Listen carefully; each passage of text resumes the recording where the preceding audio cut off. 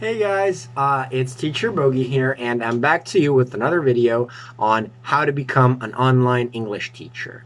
So in today's part 2 video, we're going to talk about the applying process and the most important things that you should consider when applying to online schools. So let's get started. Okay, so the first very important thing that you need to consider is your available time. Now, most of the schools that we are applying to are Chinese. So consider Chinese Standard Time, or CST, which is very important because the Chinese don't use time zones. They use Chinese Standard Time, and the whole country is basically timed according to Beijing. The key thing here is Chinese Standard Time. All timing is done with Chinese Standard Time, and you should determine the relation of your time zone to the Chinese Standard Time to be able to plan your classes and the rest of your workday.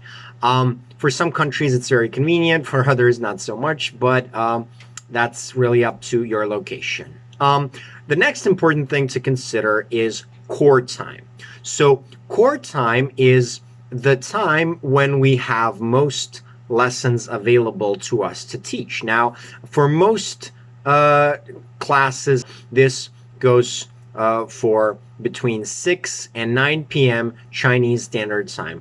For some schools, and in a lot of cases, this is extended, so it goes from 5 until 10 o'clock Chinese time, but the core of the core time is always going to be 6 p.m. until 9 p.m.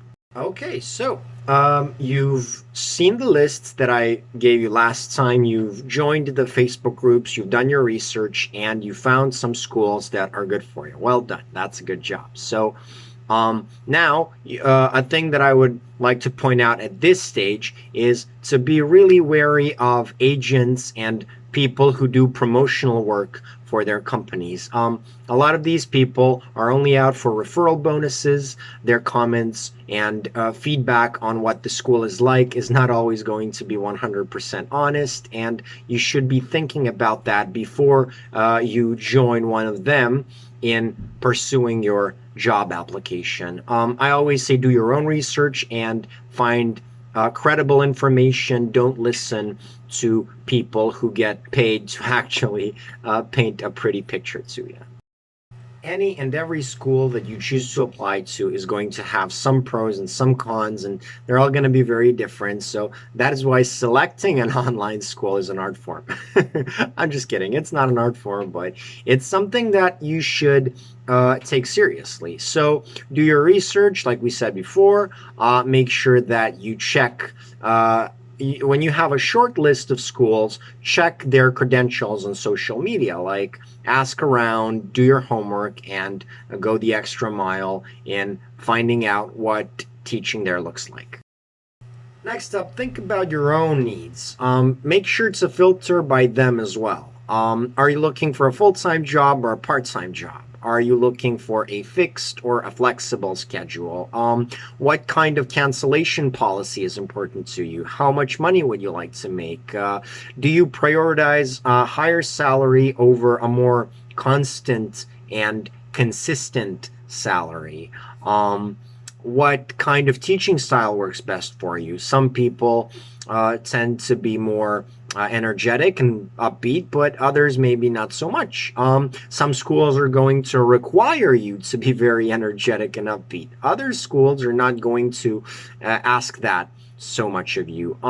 Think about all of this and review the schools before you make your choice and shortlist. Once you have your short list, obviously start applying.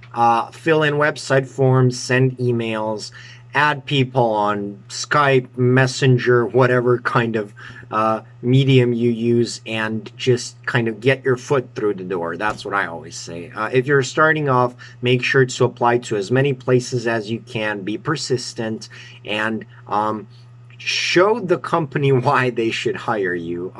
You can't expect anyone to just offer you a job, and of course this is something that we need to understand. So make sure to really be persistent and you'll do a good job. The keywords are persistence and confidence.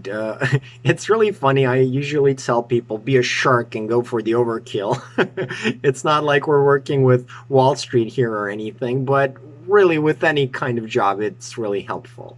So that's what I'm going to talk more about next time. We're going to talk about passing your interview and how to behave in it. So make sure to watch that. Hit like and subscribe if you like this video, and I'll see you guys next time. Goodbye.